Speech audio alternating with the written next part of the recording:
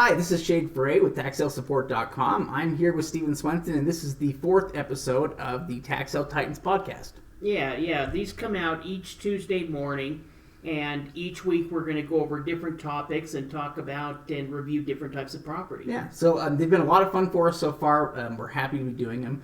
So first, let's give thanks, I think, to all of our website members and YouTube members. And we just got a lot of people that follow us, and really, you mean everything to us.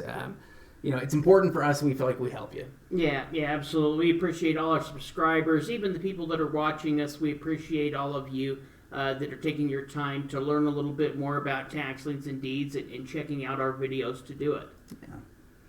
Now, as far as the lineup here, what we're going to be discussing here over the episode. First, we're going to talk about some news and updates. We're going to cover our training tip of the week.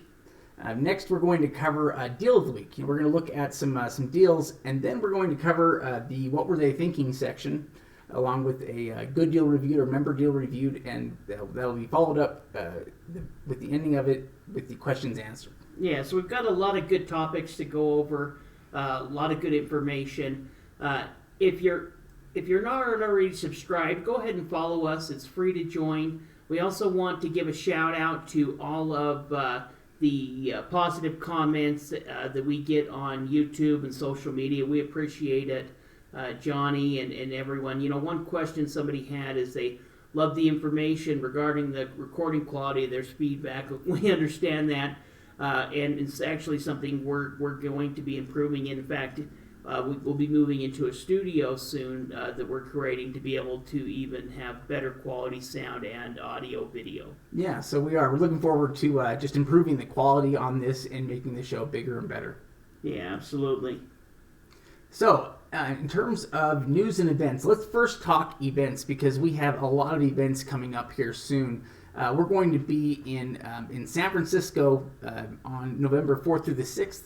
Then we're going to be in Florida, Fort Lauderdale area, the 11th through the 13th, and Philadelphia, 18th through the 20th. We also have 2 events in December, which is Phoenix, the 2nd through the 4th, and Austin, Texas, the 9th through the 11th. Yeah, definitely. Also, we're going to have on December 1st our Thursday night webinar.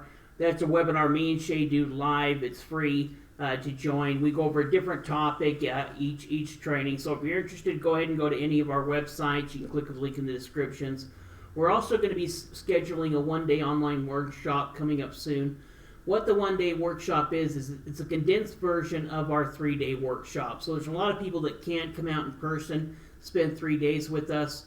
And so we have this one-day workshop. Of course, we can't go over everything we can over 3 days, but we try to go over some of the important information and help people that are interested in getting started with tax lien investing, help you jumpstart it. Yeah, you bet. Now, for the training tip of the week, the question that we want to answer this week is, what is a tax lien and how do they work? Yeah, definitely. So let's first talk about what a lien is. Well, a lien is a legal claim that's placed against a property for unpaid compensation. In the case of property taxes, it's on property taxes. Yeah, unpaid property taxes. And really, what the lien does is it prevents the transfer of ownership. That means, you can't sell the property, you can't refinance the property, you can't really do anything that's going to change anything to do with the ownership while that lien is there. And so, the lien basically is placed on the deed for the amount of the, unpaid taxes. So, if you didn't pay $1,500, it's a $1,500 lien they place against your property. Yeah, for sure. Well, and when it comes to tax liens, the advantage to investor, the reason investors invest into them is because they make guaranteed returns. In fact, as we look in here, these are some tax lien certificates that were purchased by some of our members in over-the-counter opportunities where the sale had already taken place. They were able to look through the over-the-counter list with some of our coaches, pick out some properties, and purchase some liens. Yeah, and because, it was after that they made that full 14% interest rate. Yeah, well, and we can see these liens here, they're not huge dollar liens. These are $620 up to around $1,300. The properties don't have a huge, they're not real expensive homes as well. They're, $50,000, $60,000 type homes. Mm-hmm. But that's a small amount on this type of property. Chances are these are going to pay off, but these are also tax liens that are over the counter, meaning that they're purchased further into the redemption period, and means that you're going to increase your chances of actually maybe owning one. Yeah, I mean, really, one thing to keep in mind is that tax liens are meant to pay off. Really, it's a great system designed to give us a little bit more time, with our property taxes. But paying them off though is really what's supposed to happen. It's a little bit more unusual when it does lead to foreclosure, but it does happen, and that has to be a necessary part of the system. Yeah. Well, let's talk a little bit about the history of tax liens. Believe it or not, tax liens have been around since the 1800s. It's been in place for a long time. In fact, it even really goes back in some ways, tax sales, property taxes, and people that don't pay those property taxes losing those all the way to Roman times. Yeah, I mean, really, it is probably the oldest tax. But in terms of the United States, we can go back and look into the 1800s and find liens. They've always been, a good method that local governments can use to be able to collect the money faster. Well, really, until the 1900s, they were the primary method of taxation. The counties need these money for roads, schools, all of the public services. In fact, me and Shade were looking through an old book that was from the 1870s today in San Francisco, where they were posting all of their tax sales and all the delinquent properties that were in there. And even there, these funds were going, and mentioned in there that these are going to pay for these type of services. In fact, right here on the left-hand side is a tax lien. Me and Shade, collect some old tax sale certificates, old tax deeds. This is a tax lien certificate from 1939 that was purchased in Florida. And you can see that this particular tax lien was purchased for $10.50, and it was earning at this time back in 1939 a 1% interest per month. So a 12% interest overall, but here's 1939 tax lien certificate. Yeah, interesting. So a couple things that are important to note about tax liens. First off, they're sold on an annual basis or a yearly basis. Okay, so it generally happens once a year, and it's usually the treasurer or tax collector that is overseeing that part of the sale, or that basically oversees the tax sale every year. Yeah, well, and when it comes to tax liens, they're a first position lien, which means that they need to be paid before anything, before a mortgage, before anything gets paid. You really can't even sell the property, refinance the property without paying off that tax lien. Yeah, well, basically, it also means that they take priority or precedence over other liens or claims, and so even something like that, being a first position lien, also gives you foreclosure power if it's not paid. Yeah, well, and when it comes to the interest rate return, the redemption period, the bidding type or bidding method, that's all going to be dictated by state law. So the state will decide what those records were. In fact, me and Shane were even joking about that today, that the language that we see in today's tax sale lists, but not only the list and information from the county, but also the state code, is pretty much, in some ways, word for word from the code that we were looking back in 1876 or 1869. In many cases, they were using the same bits of state law, to determine it and figure it out. So, now tax sale auctions can be on site, which they've been in person, for many years, but also now online and over the counter in some cases too. Yeah. Now, when it comes to purchasing a lien, really one or two scenarios are going to occur. Yeah, it's the simplicity of liens. It's one of the reasons that financial institutions were drawn to them, because what it comes down to is you're either going, they're going to pay the delinquent taxes that they owe, or they don't, and most of the time they do. Yeah. So in scenario one, which Shade said most of the time this is going to happen, the owner is going to pay back those delinquent taxes and penalties. And at that point, the county is going to go ahead and cut a check, or in some cases, that could be direct deposit.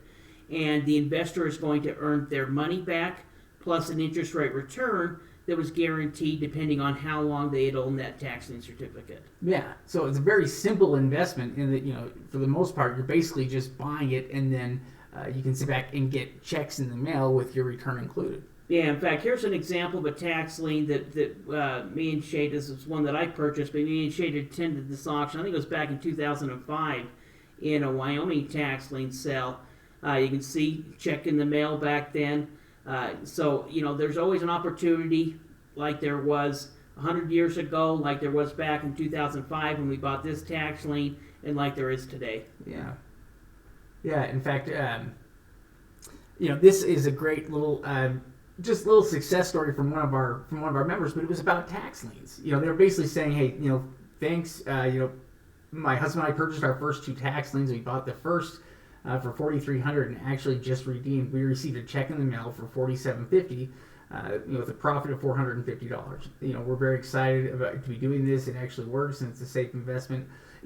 It's so important to go through the process and to see and understand that. To realize, hey, it does work. You're going to get, earn your interest rate return. There's nothing to worry about. Yeah, this is what's going to happen most of the time. Just like Randy and Kathy, they're going to get checks in the mail or direct deposit. You're going to get back your money. Then you can put that money back into more investments. Scenario number 2 is the owner doesn't pay. And in that case, that at the end of the redemption period, that lien holder can go ahead and foreclose on the property and essentially become the new property owner. Yeah, and really, it is going to end up one way or the other. You're either going to get the lien redeemed by the taxes being paid off, or you'll get foreclosure rights on the property.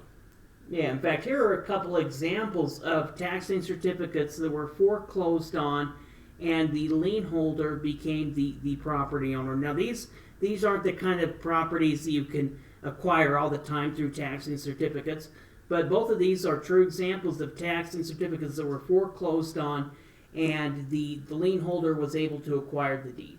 Yeah, in fact, when you do acquire a property through a tax lien, you are picking it up for the absolute cheapest way that you could buy, even cheaper than you could get it from the tax deed auction in most cases, because you're basically just paying the delinquent taxes for those years, in the foreclosure process. But outside of that, that's it. So that property could just be a tiny fraction of percentage, in terms of value. Yeah, well, you can see the top property, they had delinquent tax lien around just under 10 grand.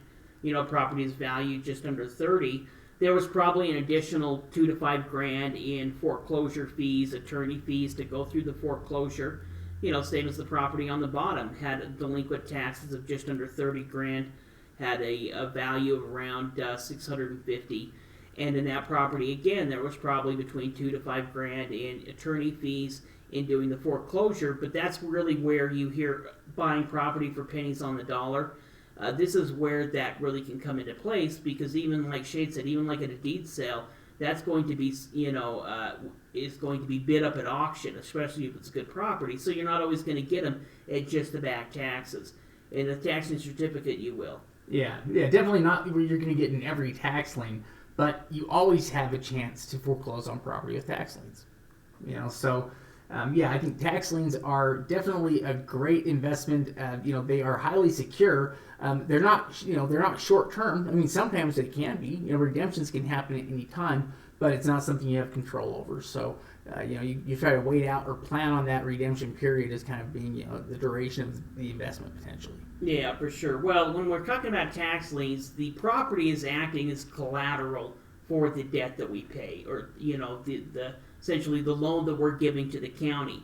After that redemption period is passed, we can start the foreclosure right, and these funds really go to pay for most of the services that we actually use. When we're talking about school, talking about police, talking about fire department, talking about roads, most of that isn't coming from, some of it in some cases can come from state and federal government. Most of that's coming from property taxes. And so essentially this has been a system that's been in place for, hundreds of years. Well, yeah, and this idea that somehow it's predatory is ridiculous. I think most of the people that think like that have never been to tax sales and don't really know a lot about how they work. The tax sale is an absolutely necessary part of the system in order to make it work. And the county needs it. That's the other side of it, is that the county needs to have tax sales that work well so that they have a way to get funding when they need it. And if they didn't have the tax sale, they really wouldn't have that whole enforcement mechanism in place. Yeah, for sure. Well, in this tip, we weren't able to get into all of the details with tax lien certificates. There's still a lot of information that we teach. If you're interested in learning more, go ahead and check out our membership program at taxsalesupport.com. We do weekly webinars where we go into something like tax lien certificates. or even over-the-counter tax liens in an entire webinar where we can really break it down in a full setting. Yeah, in fact, yeah, you're welcome to join us. It's only $39 a month. You can basically cancel anytime. It's only $29 a month if you do a year-long membership. Yeah, we also have our YouTube membership program. Bronze membership starts at $2.99 a month. You're welcome to check that out. And the Gold membership actually includes a membership to Tax Sale Support. So if you're interested in learning more, you can check out either one of those options. All right, now for the deal of the week here, we are going to go and check out some tax liens that are actually scheduled to be auctioned here in a couple weeks, a couple weeks. Yeah, well, not really. November 9th, so it's really coming up pretty quickly. This is an auction happening in Denver County, Colorado. We're going to go ahead and go online and review some of these tax lien certificates. In fact, looking at a tax lien auction works really good with the topic that we just talked about. What we're going to do is we're going to go to the website. In fact, we're in the process of rebuilding it now, so it's probably over the next month or two, it's going to look a lot different. But it's going to be the same format. We're going to go to the online auction area. This is where all the online auctions are taking place. We could also go to our auction calendar, but here this just makes it a little easier because we know where to go. We're going to go ahead and go down to Colorado. We're going to see Denver City there, Denver County. We'll go ahead and click on that. It's going to pull up the auction for us, and we're going to go ahead and click on preview items to sell to see the whole list. We could click on the bidding rules and some of the information over on the left hand if we were going to go registered for it. Yeah, so now we can see here there are 82 pages or about 4,000 different tax liens here. Now let's see here. We can actually look at several of these. Yeah. And so we can see, as far as this tax lien list, it's going to start out in sequence number. It's just going to start with the first one. Up in the top, you can check by face amount. As you log into it, there's some additional search features. But really, we're just going to look at a few tax and certificates. We'll start with this first one here at $875. And really, me and Shade were trying to go through before doing this and trying to find a bad tax lien. Yeah, we were trying to find bad liens. This is kind of a weird auction in that there are a whole bunch of partial liens in this sale where basically the lien amount is not reflective of value at all. So whatever the amount you see there, just forget about that somehow, being related to what the property's value is, because it's just not. These are partial liens where they only represent a portion of the property's value. So most of these are actually in single-family homes. Yeah, and how that might happen is their tax bill the year before was $1,400. They may assumed it had been $1,400 the same, sent in a check, and it was actually an extra, $150 or something like that. As we look on this, we can see some information on it. Yeah, we can see the owner name here, and they kind of got the overhead here. You look on that street view. Yeah, so you can see it's like probably like a condo or apartment unit. Let's go ahead and let's check out the property real quick. And this is kind of what we would do if we were interested in it. We're going to check out the property, the address. We're going to check it on Google. We'll also check it on Zillow. We can see it's some type of condo. We can check the assessed value and find out a little bit more about it. But when it comes to tax lien certificates, if we're not doing a premium bid where we're bidding up the price a lot, we're just bidding down interest rate, or bidding up, a non-aggressive premium bid, then really just going through and doing some basic due diligence is usually going to be good enough for us. So it looks like it's a pretty good property. Yeah, fairly new construction, probably built in the last 10 years. Let's see, we might even have. Oh yeah, we do have. We should have a screen image right here in front of it. It's one of these. Yeah. In fact, let's grab that address and let's see, what the property is valued on Zillow. Let's take a look here. And by the way, Zillow. We also use Redfin. In fact, sometimes we'll. Oh, it's actually D.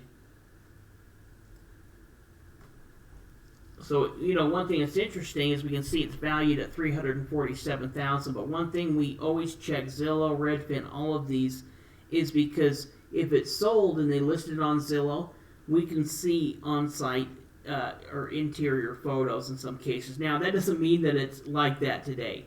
It could be totally different today. There could have been a lot of damage. But at least it gives us an idea of what the layout is. And we can see when this property was sold or listed for sale. And it tells us, okay, 2 years ago, 3 years ago, 5 years ago, this is what the property looked like at that time. Yeah. Yeah, well, and we can get other details too. They're just nice. There's a lot of information there. But essentially, though, for $800, that is an insane tax lien because, $875 versus the value there, $347,000. Your money is so highly secure there that, of course, that the property is going to most likely just redeem. As they usually do because, it has so much value there. So, that $800 is such a tiny fraction of its value. Well, it's not a huge property. We're talking about a 2-bedroom, 2.5 bath, 1,200 square feet, but its renting estimate of $2,100 a month, has estimated around $350,000. Let's go ahead and check out the next property. Let's check out number 20 down the list. And this one's only for $172. So again, fairly small amount for tax liens. That's a very small amount, really. And what we would usually expect it to be on is some type of maybe a lot. Yeah, something with low value. Yeah, well, and it may have exactly something that has a lower value, may or may not be usable. Sometimes you can find $100, $200, $300 liens that are on something usable. If we look at the assessed value there, what does it show? It shows an assessed value of $402,000. So this is what Shane was talking about the partial lien earlier. Let's look at that property map real quick. I guess we should have looked it up when you'd already pulled it up the first time, but you can see that street view from there and get an idea. Yeah, and you can see it's a nice house. Yeah, a nice single-family home. Well, and you can see up there at the top where it says neighborhood sales. We're not going to be worried about this for looking up lien purposes, but if we were doing deeds, we could use that to pull up, comparable properties that we could use in doing a comparative market analysis. Yeah, that would, here right there it shows us the sales. We can see the square footage, and you can probably set how far away, or if it's for a certain neighborhood, it's got to be something close. Yeah. But yeah, easy way to find a lot of comps.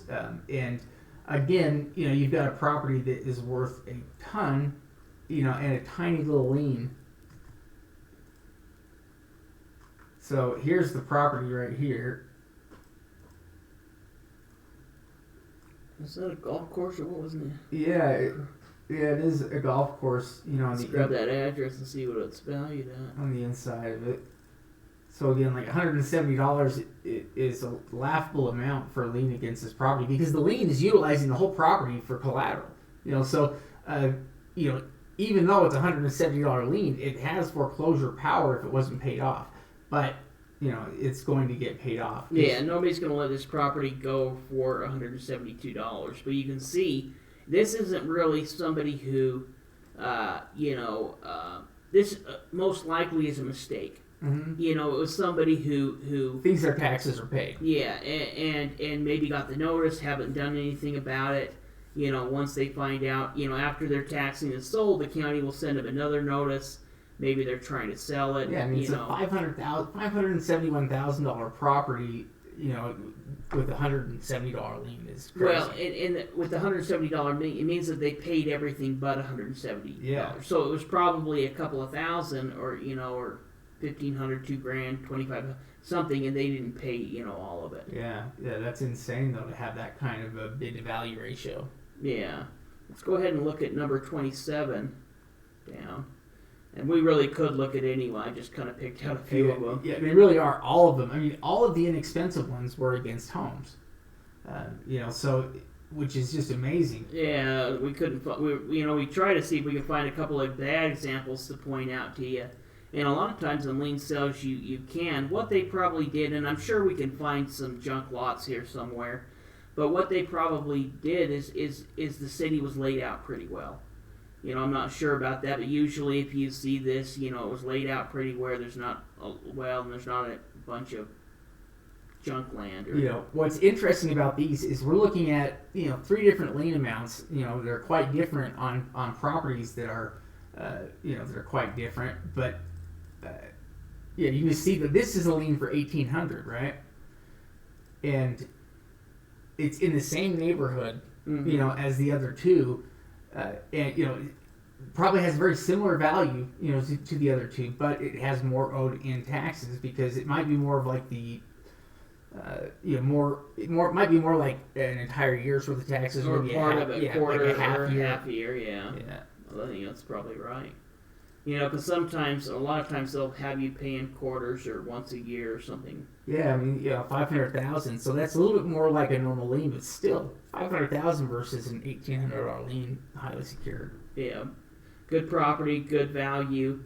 Obviously, all of these would be great tax liens to purchase, and I'm sure that it'll probably get somewhat competitive because they are good tax liens. Yeah.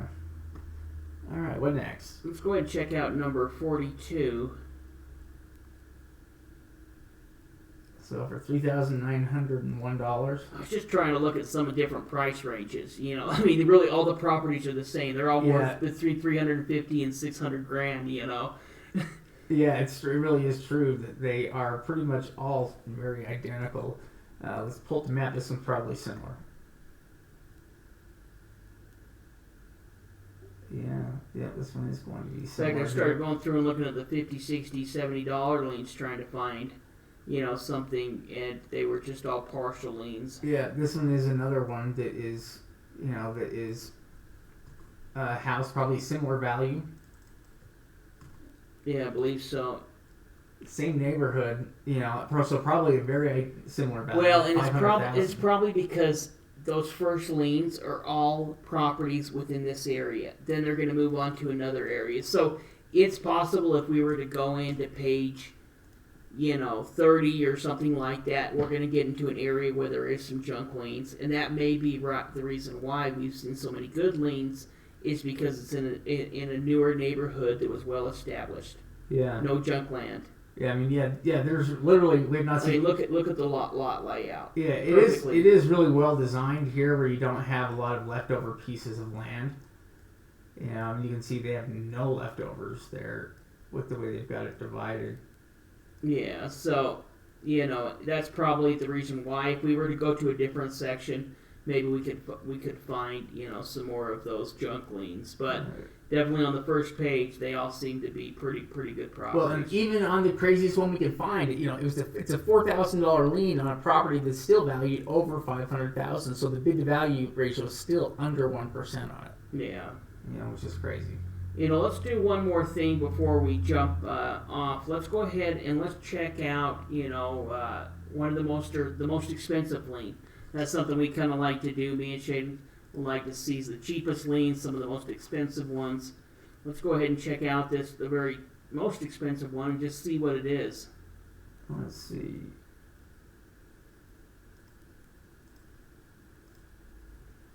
And it is, let's grab that. Let's look at the assessed value as well, see if it tells us a little bit about. So it has, wow, all of the value is in the land. This has no improvement value really. This is just $12 million in land. Look at the map. I didn't notice that before. Maybe we're looking at a different one. Because I saw that structure. I thought it was part of that structure. What is that? Let's see. We'll see what kind of building that is. I should have checked it more. Geotech environmental equipment. I assumed it was that thing. I just saw the $12 million. I thought that was both of it combined. So it's this Geotech headquarters place here. There's no way they're valuing the land right there. It's got to include the structure, you'd think. But that's something we got to look into if you were going to spend that kind of money on the lien. Well, yeah, that's what's weird is that they only show it there for. Yeah. I don't know if they've got it separated or something somehow. I don't know. Let's look at the next one. That's definitely got something weird with it. And let's see, this one. So this one's $210,000, and it looks like this one is against a property here that's valued at $9 million. $5 million in land, 3.7 in improvements. Yeah, let's look at the property map. We'll see what the overhead looks like. And this is also a big place. What is the street view on it? I think they're just showing the front of it. Yeah. Here, we'll pull it up here and see. We can see the building here. On that last one, I looked at the address thinking it was the building. I didn't see that it was just land value. Yeah. So this is. Oh, I think it's the YMCA. Yeah, I was gonna say that the YMCA's up there. Yeah, that's what it is. It's the YMCA. Hopefully, I get that paid. Yeah. Let's try looking at one more. Let's see, for $207,000. Let's see what this one is. Built in 1966. Assessed value there. 9,000. This is probably going to be another similar. Oh yeah, this is Men's Christian. This is a big church.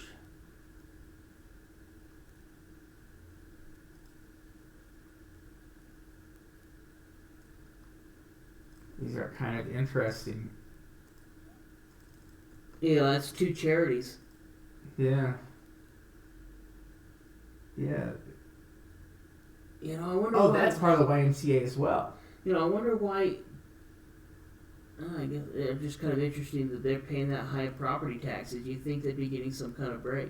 Yeah, there is a lot. Like between those two, you've got $400,000 in plus some property taxes right there. Well, I bet some of these ones that are a little bit lower will get into more commercial type property. But those, it's interesting because, that was, you would think that some of that would be exempt. But I don't know too much about that. Yeah, even this one at $100,000 is also industrial meeting hall. Let's see what that looks like. This one almost looks, look at that Temple LLC. Yeah, let's see if it is some kind of church. It looks more like an office building. Let's see. I think you still have to pay property tax, but I thought you got some kind of discount or something. Oh, that's it. It's this big building.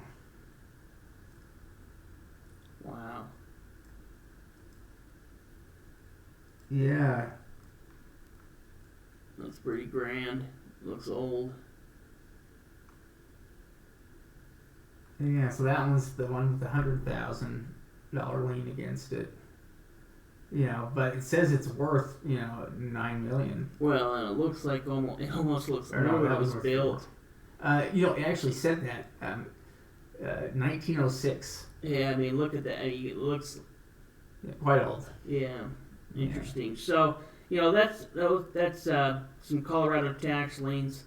There's quite a few different counties that are holding them on several different online auction companies. So there's Opportunity, and I think they're even doing. We pulled up some for our listing service, some live on-site auctions that are happening as well. So interesting Colorado tax liens. Yeah. Now for the next section, let's get into what were they thinking or bad deals reviewed. This is an interesting property that Steve actually found this one, and I think it's pretty odd, and somebody did pay quite a bit for it. Yeah, in fact, a couple weeks ago we did a deal of the week on the Los Angeles tax sale, and we looked at some upcoming properties, reviewed them. I was going through today, and actually was noticing that there was quite a few properties that didn't sell. Nobody bidded on.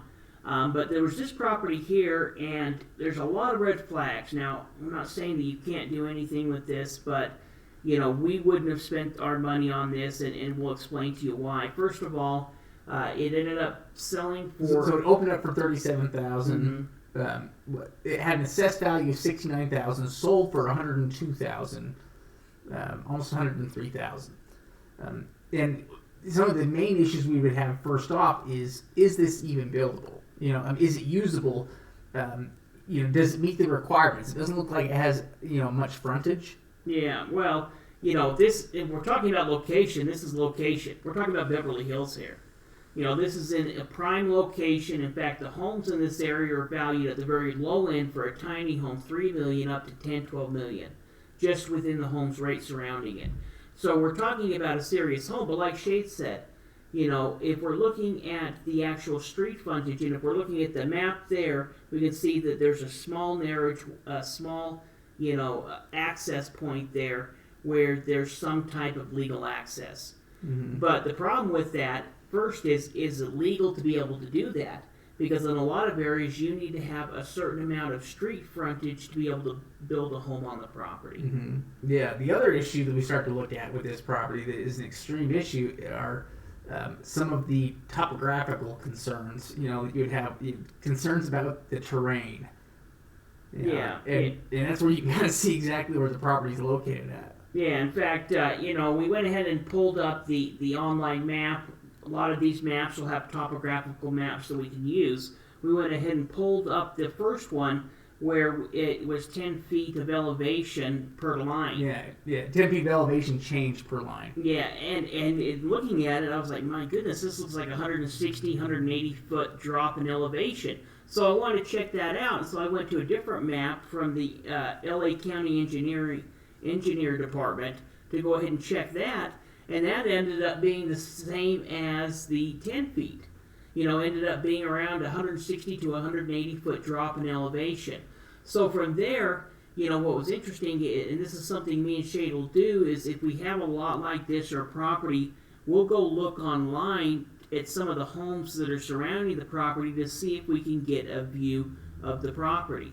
And so if we're actually looking at this property, this mansion property here that's down on the lower hand side, that's actually the mansion that we're looking at below. Yeah, right there. Yeah, and so between those two homes, where that arrow is pointing at on the left-hand picture, that's actually where the lot is located. So, to us, I don't know how you're going to build on that home. First of all, I don't know if it's legal to build on it. Yeah. Second question is, if it is legal, how are you going to build on it? You're talking about a huge drop in elevation. And then I went and looked at another photo from another house, and you can get the idea on that top photo of the elevation change there. Looking up at the house above. Yeah, it's impossible. That and they don't even have like a level place to start. It's all downhill because basically as soon as they get past that, that little entry there, it's all drop. Yeah, well, and where those homes are at, that's the only section of flat. That's where kind of that home is on the side of the street. There's about a 30 or 40, foot section there. Maybe 50 or 60 feet in total, where it's pretty flat, and then it drops straight off on that cliff. And so if somebody spent $100,000 for this, yes, you're buying land in Beverly Hills. Yes, you're buying land that's around properties that are valued $3 to $12 million. But can you use it, and who are you going to sell it to? You've limited who you could possibly who would ever be interested in buying it. Would be one of the possible neighbors.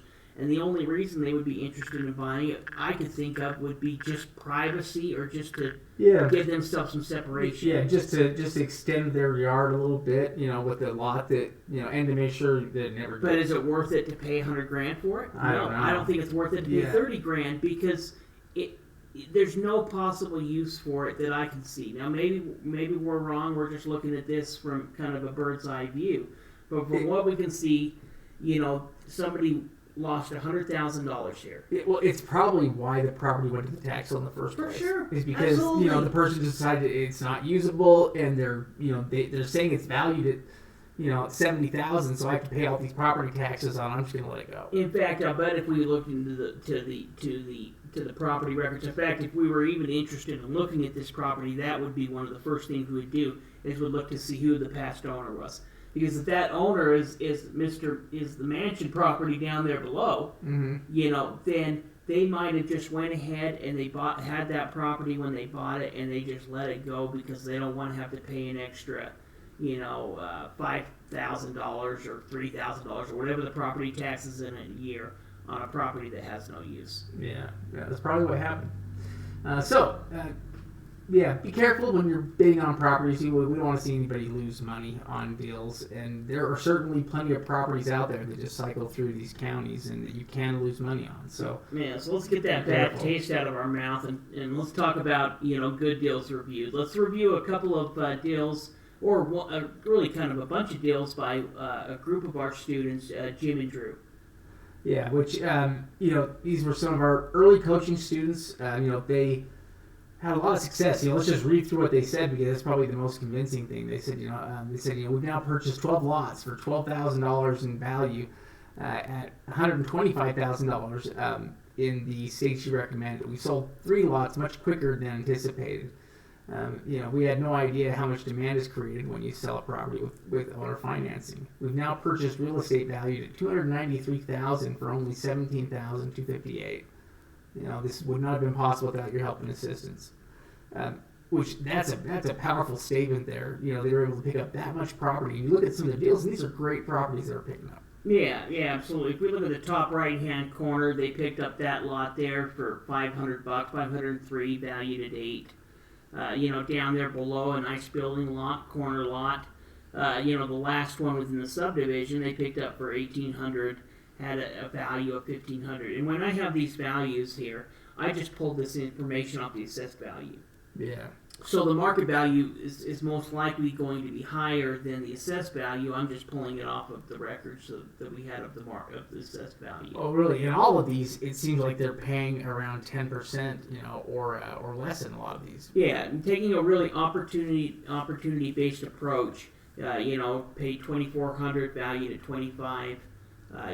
That one on the middle bottom there, they paid $845 for $12,000. That was a really good deal. Yeah, just an awesome lot that they paid very little for, that has a ton of usability, and is a desirable property. Yeah, and the last one, $2,000 for a lot that had an assessed value of $16,648, probably easily has a market value of over $20,000. Yeah. Yeah, so in all those cases, it's very easy to sell those properties too. When you're only into them about 10%, you've got a lot of options for seller financing. Well, if we take how much value, they almost have, let's just round up the numbers and say $300,000 worth of real estate for $20,000. Mm-hmm. That's purchasing it for, less than 10 cents on the dollar. Yeah. Now they took an opportunity-based approach. You're not always going to be able to get these kind of deals in every auction. But there is that opportunity out there to make a ton of money, and they started out with land, and they've actually moved on to structured properties and are doing other kind of deals as well. Yeah, it's awesome. Now, if you haven't been to secretsoftaxlieninvesting.com to download our free ebook, it's definitely something you should go and do. Again, it's free, so it doesn't cost you anything. And you can also register there to attend some of the free webinars that we conduct. So if we put on a free webinar, we can send out an email to everybody there, and you can attend one of those if you want, or access other trainings. Yeah, absolutely. Just click the link in the description. It'll take you to the Secrets of Tax Lien Investing page. We're actually going to be updating that website as well, along with tax sale supports. But you can go there right now. Like Shade said, you can set up. We've got the Thursday night webinar happening December 1st with me and Shade. You can attend, and you can also, of course, download the free ebook. Yeah. Now for our final section here, we have our questions answers. So this is questions from YouTube subscribers, or from different platforms. We wanted to get all these questions down. So let's cover those first. Okay, let's talk to the first one. It's got 2 questions. Would you do seller financing for a higher priced lot at wholesale, or only after a quiet title? The answer to that question really is going to depend on the individual property. Yeah, like what the numbers look like. You certainly could. You could do a seller financing deal, if it made sense to you to do it. There's nothing wrong with seller financing deals. You don't necessarily have to take properties through, a quiet title in order to make a good deal. Yeah. Now, when you're doing something like seller financing, you can ask a higher price than you could if it's a cash type deal. And really, it's going to be based a little bit on what you want to do. When it comes to if we're going to offer, if we're going to go through quiet title or we're not going to go quiet title, if we have somebody that's interested in seller financing, we're really not married to either direction. We're open to either direction. And really, if you're open to either direction and you already have a buyer, that's probably going to work out best for you in the long run as well. Yeah. I mean, finding the buyer is ultimately our main objective, and so we never want to overlook that. So let's move on to the second part of the question here. Also, found a nice flat 5-acre residential plot, but from the top view GIS parcel map, it looks like both neighbors built their driveways on this lot. Is that a big red flag? Do you do surveys for wholesale or even after a quiet title to sell? Let's go ahead and answer the first part of that question. As far as that 5-acre residential lot, the neighbors' properties may have an easement that allows them to access the part of the property, or they may not. And that's really where, if we're interested, we're going to look into the deed and see, is there an easement that allows the neighbor to put it on there, or are they encroaching on the property? Yeah, that's really the only way that you're going to know, whether they're just doing that on their own and their driveway is just over too far, or whether they actually have a legal right, to do that because it's, that's how it's listed in the title. Yeah. Now, would it keep us from buying the property? No. If it still had use and if it still had value, we're talking about 5 acres, so it's not like there's not enough room to be able to for somebody to be able to build a property on there. But it is something we're going to look into. And we're going to check the deed to see if there's any type of easements that allow it. That will at least tell us. And then once you purchase the property, you can decide what you want to do. You can contact those property owners and let them know they're encroaching on your property. But to find out if they really are, you're probably going to need to get a survey done. Mm-hmm. Because, as far as the overhead map, that's a good indication, but that's not an exact 100% proof that's where the property lines are. It's very possible that they may have their driveways may be on their own property. That would be determined through the survey, and if it's worth doing, that's going to really kind of depend on how much money you probably have into the property. Yeah. Okay, next question here is, I've come across some tax sale lists that don't include, and by the way, this is from Alex, I've come across some tax sale lists that don't include the minimum bid, in West Virginia specifically. How do we go about finding the minimum bid amount? Yeah, that's a good question, and we've actually seen this in West Virginia ourselves, Alex. When it comes to this, you're not going to see this all the time, and really, there's only two things we can do. The first thing we can do is we can look up the tax collector information on their website and see what back taxes or how much taxes are on the records there. Yeah, the tax history will at least tell us, what's been paid, what hasn't been paid, so we can know about what the total tax bill is at, because whether it opens up at that amount or whether they have people bid and then they make you pay that amount in addition to it, either way, it's something you're going to need to know. Yeah, well, and even that, we're just getting an idea. That's not going to be 100% science that's going to be what it is, because there may be fees involved. The second thing that we would do is we would just contact the county and ask them. We may need to send them an email, give them a call, and say, hey, I'm interested in this tax list. I see there's no opening bid amount. And it may be for a specific reason. In fact, we've seen this before, and the reason there's no minimum bid amount is because they stopped the auction all at $100. And they're just getting rid of the properties, or they're starting at some minimum bid, and it's a highest win. And so, if you do come across that, especially in a place like West Virginia where I have seen that before, in fact, it's something I've commonly seen, you're probably going to need to do one of those two things to see how much that is going to open up at. Yeah. All right, next question here from Ralph. What is the difference between a normal tax deed auction and an upset tax deed auction? Thank you very much for the help. Great question, Ralph. When it comes to the upset auction, and really, if we're talking about an upset auction, this is only going to apply to Pennsylvania.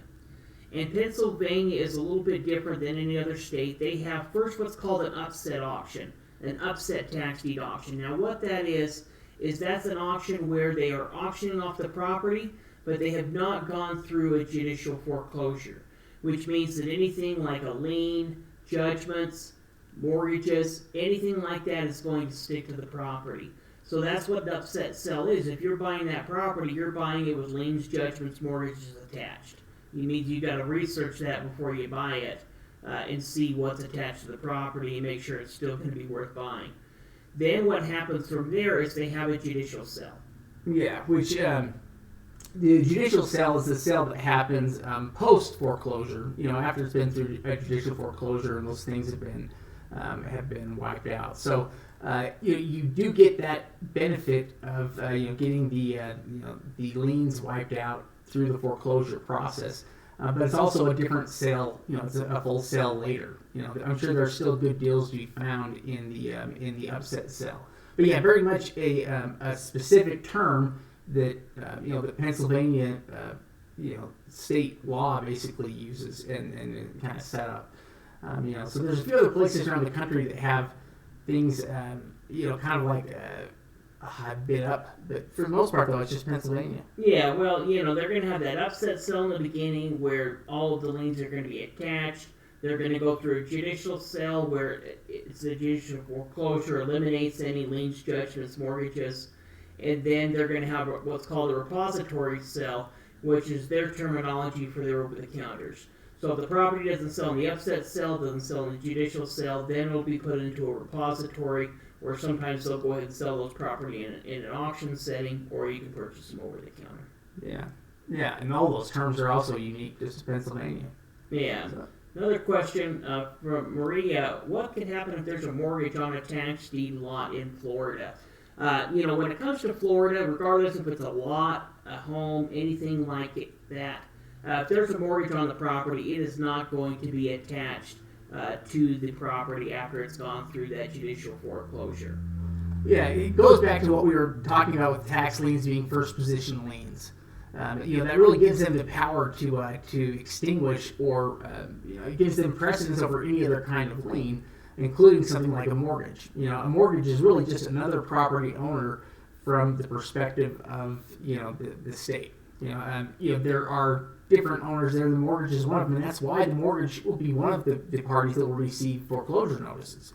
When they go out, is because the county's trying to get them to pay. But ultimately, if they don't pay, then the same thing will happen to them, that happens to any other property owner. They're going to lose their property rights to that property, if the foreclosure is completed and they haven't paid. Yeah, so really, that mortgage is no longer, the property is no longer going to be collateral for the mortgage. Yeah. The mortgage is still going to exist. They could still try to go after that previous property owner. Yeah, there's still a loan there between the two parties, but yeah, the property will no longer be collateral for it.